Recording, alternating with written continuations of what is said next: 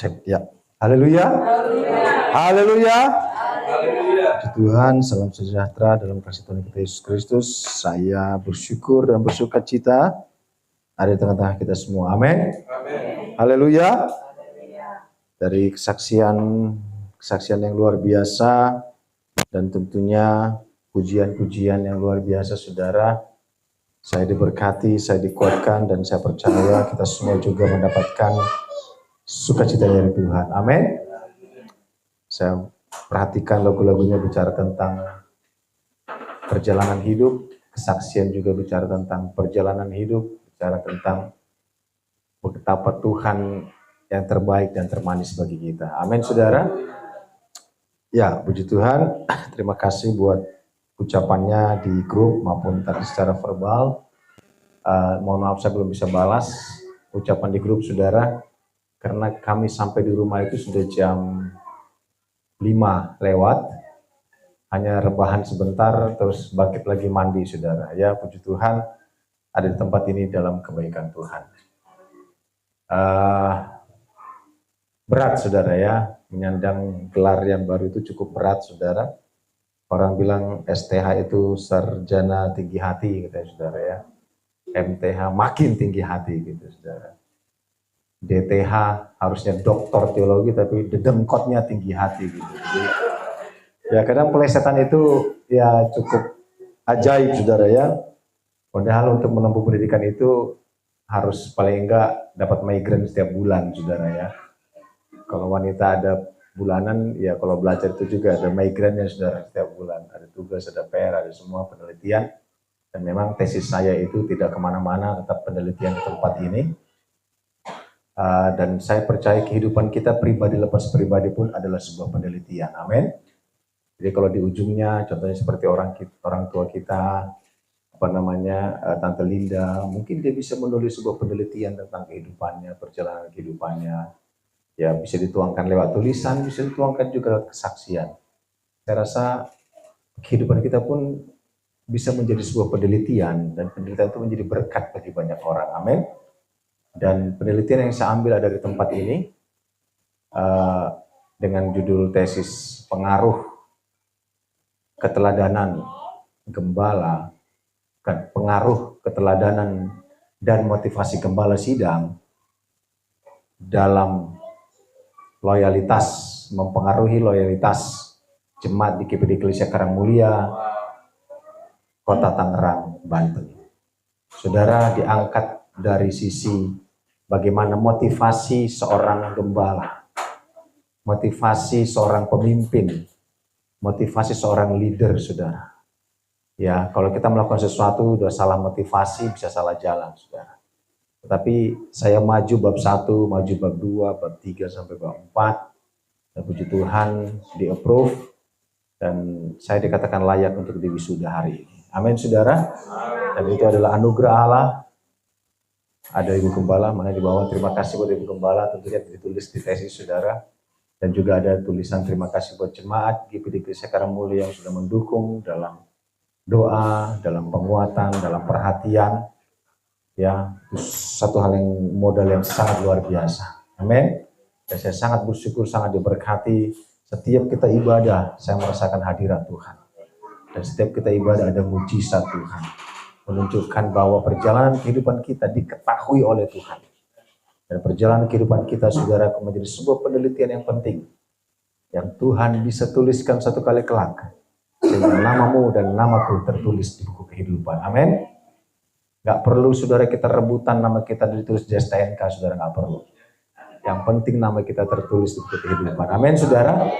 Banyak orang bacok-bacokan, saudara, supaya nama dia tertulis di STNK motor. Enggak, saudara, yang penting nama kita tertulis di buku kehidupan. Amin, saudara. Puji Tuhan, saya ingin kita memperhatikan satu bagian, belajar satu bagian firman Tuhan, saudara. Ada joke anak-anak hamba Tuhan, saudara. Dia pernah katakan bahwa seorang anak hamba Tuhan pernah bilang bahwa dia bangga karena papanya seorang lulusan sekolah Alkitab. Yang kedua, anak hamba Tuhan bilang dia bangga karena papanya lulusan teologi. Tapi yang ketiga ini, saudara, ini luar biasa bangganya. Yang ketiga katakan dia bangga karena papanya setiap khotbah Gak ada yang ngerti. Gitu saudara. Itu yang lebih bahaya saudara ya. Jadi saya berharap saya sampaikan firman saudara mengerti. Amin. Jangan sampai sampaikan firman saudara nggak ngerti. Itu sudah harus minum obat saudara ya. Puji Tuhan. Mari saudara, saya ingin kita perhatikan sebuah sedikit meneliti kehidupan. Sedikit saja opening ya, opening kehidupan seorang Saul muda. Di pemahaman kita bahwa ketika kita bicara tentang Saul, kita berpikir tentang sebuah kegagalan sebagai raja. Tetapi saudara, ada hal yang elok, ada hal yang begitu indah kita bisa perhatikan dalam kehidupan seorang Saul muda. Sebelum dia diurapi menjadi raja, sebelum dia memiliki sebuah perjalanan hidup yang begitu unik saudara. Walaupun kita memahami bahwa Saul at the end dia tidak bisa kontrol diri. Tetapi saya ingin kita membuka lembaran sampulnya tentang kehidupan seorang Saul muda. Di mana Saul muda itu ternyata memiliki kehidupan yang sangat luar biasa di masa mudanya. Sebelum dia diurapi menjadi raja. Mari kita perhatikan dalam 1 Samuel 9 ayat yang ke-7. Sebenarnya perikop ini cukup panjang saudara, tetapi saya ingin kita melihat bagian demi bagian saudara. 1 Samuel pasal 9 ayat 1 sampai 7 dulu. Kita perhatikan saudara, saya mau katakan bahwa setiap hamba Tuhan sampaikan firman, saya selalu catat. Karena saya suka mendengar dan meneliti kembali firman Tuhan itu. Karena bagaimanapun saudara, firman Tuhan akan terekam di bawah alam sadar saudara. Dan firman itu akan muncul seperti senjata di saat engkau menghadapi masalah dan persoalan. Ya. Jangan kita hanya memperhatikan film. Film itu pun terekam di bawah alam sadar. Tetapi mari saudara, firman Tuhan kita catat dalam hati dan pikiran kita, sehingga itu terekam dan itu akan muncul sebagai penolong di saat kita membutuhkan. 1 Samuel, ini kalau dia muter 9 kali saya tumbang nih saudara. 7 kali saya tumbang saudara. Makanya jangan sampai saudara ya. Ya. 1 Samuel 9 ayat 1 sampai 7 berjudul Saul diurapi menjadi raja. Ada seorang dari daerah Benyamin namanya Kish bin Abiel bin Zeror bin Bekorat bin Afia, seorang suku Benyamin seorang yang berada. Saudara, kita mencatat sebuah silsilah keturunan. Jadi saudara, betapa pentingnya silsilah itu tercatat dalam kehidupan kita. Kita memperhatikan juga silsilah kita saudara, dan ini dicatat di Alkitab. Saudara, jangan sampai kita berpikir siapa opungmu, gak kenal. Atau bagaimana saudara. Tetap itu sesuatu yang penting. Seorang yang berada. Ya, seorang berada bicara tentang dia dari golongan yang bangsawan. Dia memiliki banyak harta. Dia memiliki banyak kemampuan. Dia seorang sudah dididik dalam leadership saudara. Dia memiliki banyak anak buah contohnya saudara. Lanjut. Orang ini ada anak laki-lakinya bernama Saul, seorang muda yang elok rupanya. Tidak seorang pun dari antara orang Israel yang lebih elok daripadanya. Dari bahu ke atas yang lebih tinggi daripada setiap orang sebangsanya. Wih, luar biasa saudara. Dia boleh dikata dia sejamannya dia pemuda paling ganteng sejamannya. Amin saudara. Saya percaya kita semua ini adalah orang-orang yang luar biasa ya. Saya percaya Sesuati adalah kembang desa waktu itu, sehingga Bung Andi begitu tertarik pemilihannya saudara. Apapun yang harus ditempuh, oke lah, yang jelas mendapatkan none gitu saudara ya. Puji Tuhan. Kis, ayah Saul itu kehilangan keledai-keledai betinanya. Sebab itu berkatalah Kis kepada Saul anaknya, ambillah salah seorang bujang, bersiaplah dan pergilah mencari keledai-keledai itu.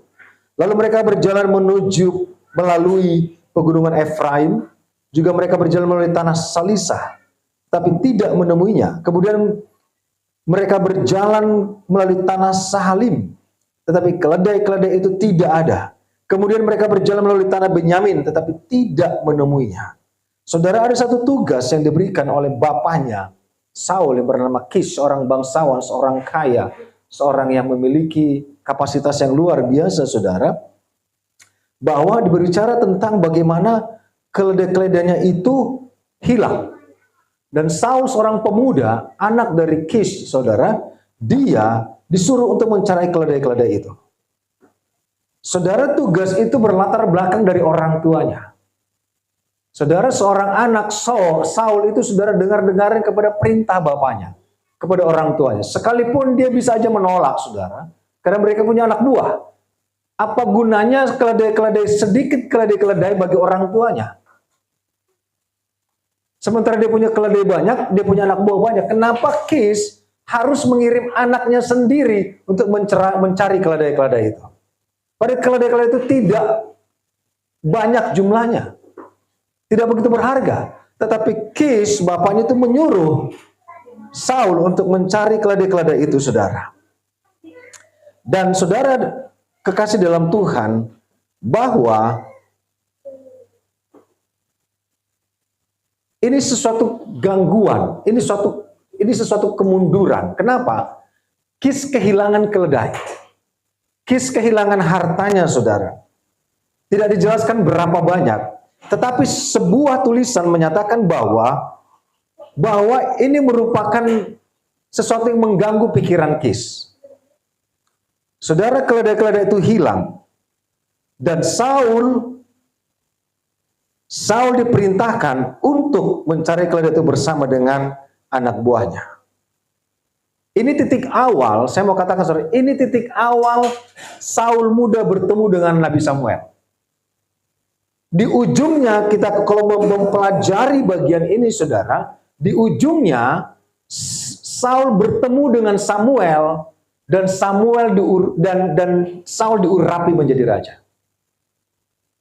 Amin, saudara. Jadi Samuel tidak kuculuk-kuculuk mencari orang seperti dikala Samuel mencari Isai, anaknya Daud. Samuel tidak mencari, tetapi saudara, ini jadi titik awal adalah Saul di ujungnya bertemu dengan Nabi Samuel dan dia diurapi menjadi raja.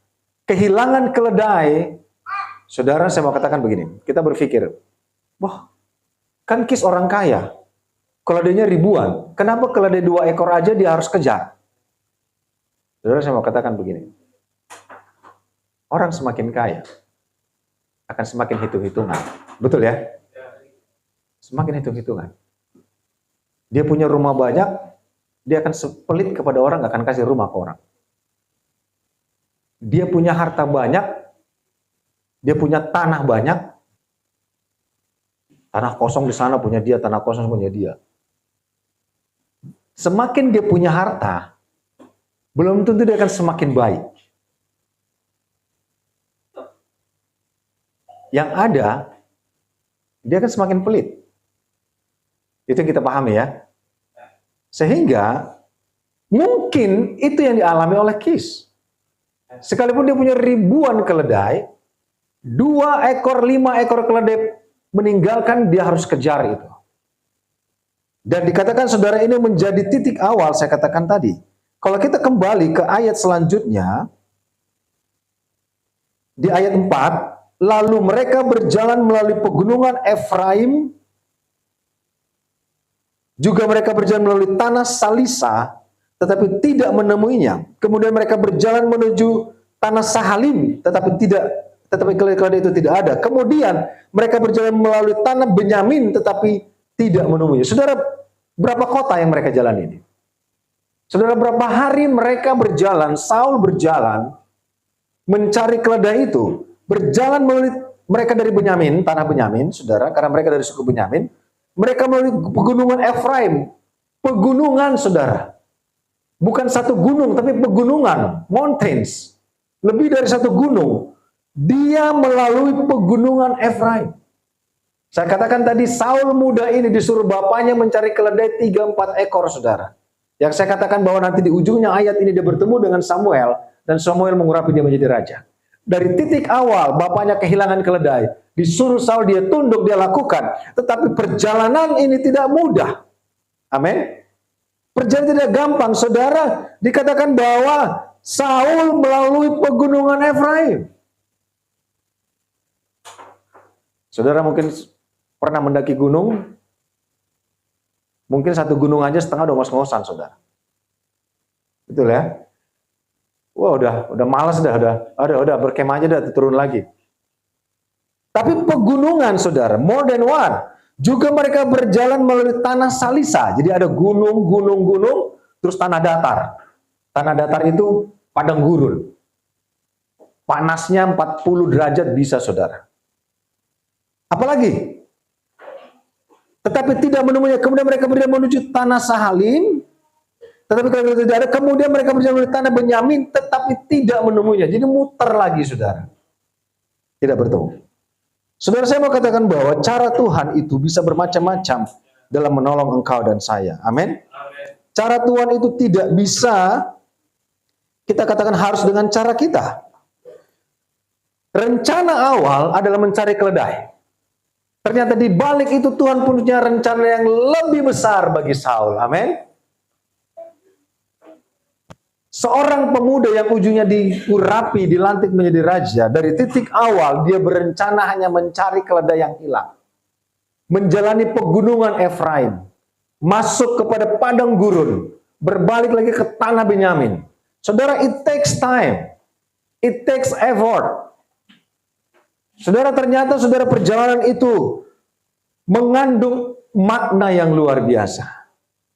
Saudara, dalam kehidupan kita berpikir bahwa ini sulit, ini gak gampang. Tetapi saudara, ternyata di belakang kita ada Tuhan yang punya rencana lebih besar daripada rencana awal kita. Amin. Rencana awal kita hanya ini, Saul adalah mencari keledai yang hilang disuruh bapaknya. Tetapi di balik itu ada rencana Tuhan yang lebih besar untuk Saul, bahwa di ujungnya dia akan bertemu Nabi Samuel, dan di ujungnya dia akan diurapi menjadi raja. Saudara, ini yang kadang kita tidak pahami dalam kehidupan kita. Yang Tuhan mau cuma kita mari melangkah. Mari melakukan itu. Ada pegunungan yang harus dilalui, saudara. Pegunungan bicara tentang masalah, persoalan, bicara tentang tantangan. Mendaki, saudara. Saya katakan tadi kita mendaki setengah gunungnya udah capek, saudara. Dan tantangannya tidak mudah. Saul harus meninggalkan kenyamanannya sebagai orang berada. Tadi saya katakan, seorang berada. Udah orang paling ganteng, orang paling berada sejamannya, saudara. Dia harus meninggalkan itu, dia mengambil sebuah tantangan. Melewati pegunungan, melewati padang gurun. Saudara, kapasitas dia gunakan, kemampuan dia digunakan untuk misi dari Bapaknya. Tetapi ternyata ada misi dari Bapa di sorga yang dia tidak pahami. Saudara, kehidupan kita hanya berpikir rencana kita begitu sederhana. Rencana kita begitu terbatas. Rencana kita hanya memang sebatas rencana manusia. Keinginan kita semuanya sebatas keinginan manusia. Tetapi saudara, percayalah bahwa ada rencana Bapa yang lebih besar dalam kehidupan kita. Amin. Ada rencana Tuhan. Di ayat 16 dikatakan, kita loncat 1:9 ayat 16. Besok kira-kira waktu ini aku akan menyuruh kepadamu, ayat 15 saudara ya. Tetapi Tuhan telah menyatakan kepada Samuel sehari sebelum kedatangan Saul. Jadi sekalipun Saul sedang berjalan naik turun gunung, lewat padang gurun, lewat lembah, kalau saudara pelajari di atasnya, mereka nggak punya bekal, saudara. Mereka nggak punya makanan.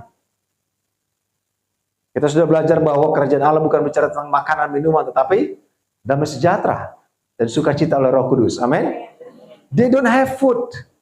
Perbekalan makanan mereka habis. Di padang gurun nggak ketemu apa-apa, saudara. Tapi mereka berjalan terus. Rencana Bapa jasmaninya begitu terbatas. Tapi ternyata ada rencana Bapa di sorga lewat kejadian itu. Lewat situasi itu. Lewat keadaan itu, saudara. Tuhan sedang melatih Saul untuk berjalan naik turun gunung. Tuhan sedang melatih Saul untuk berjalan di padang gurun. Dari kenyamanannya, dari kapasitasnya, dari kemampuannya, saudara. Bayangkan, saudara. Bagaimana kalau Saul mundur? Kalau dia katakan, gue udah paling ganteng di Israel, gue udah orang paling kaya di Israel, gue disuruh jalan lagi di padang gurun, putar balik. Bisa putar balik. Jadi nggak dia jadi raja? Never.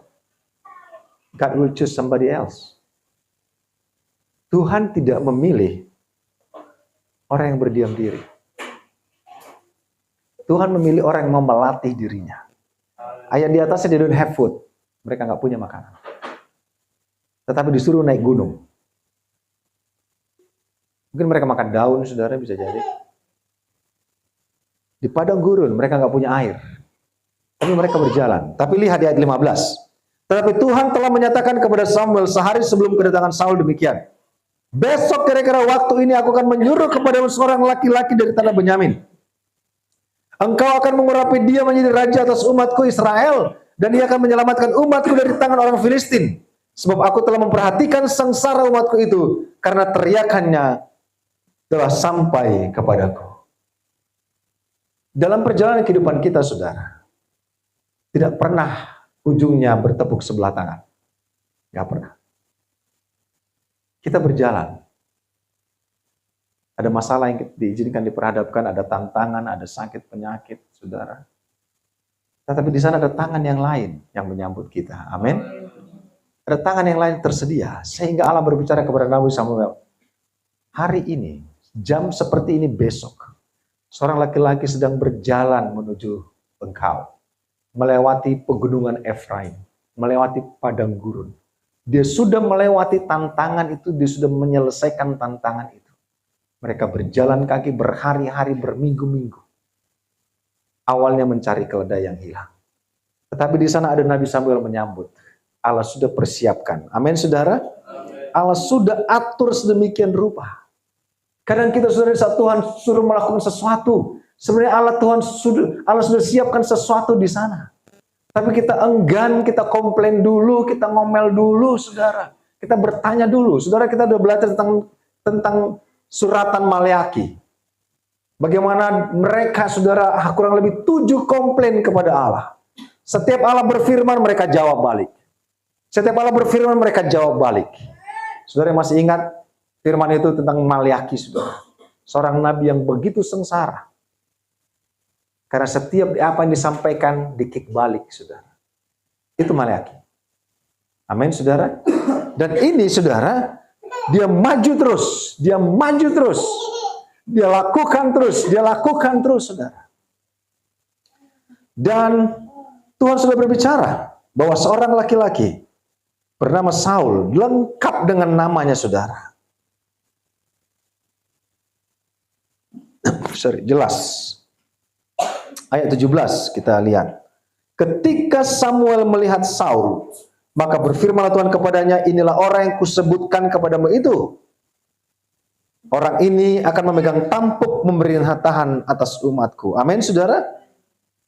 Dan itu jelas, itu connect. Itu connect, saudara. Bahwa dialah yang akan dia sudah Tuhan pilih untuk memegang tampuk pemerintahan, saudara.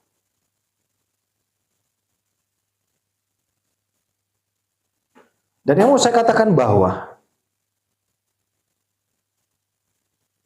rencana Tuhan bisa jadi tidak sama dengan rencana kita.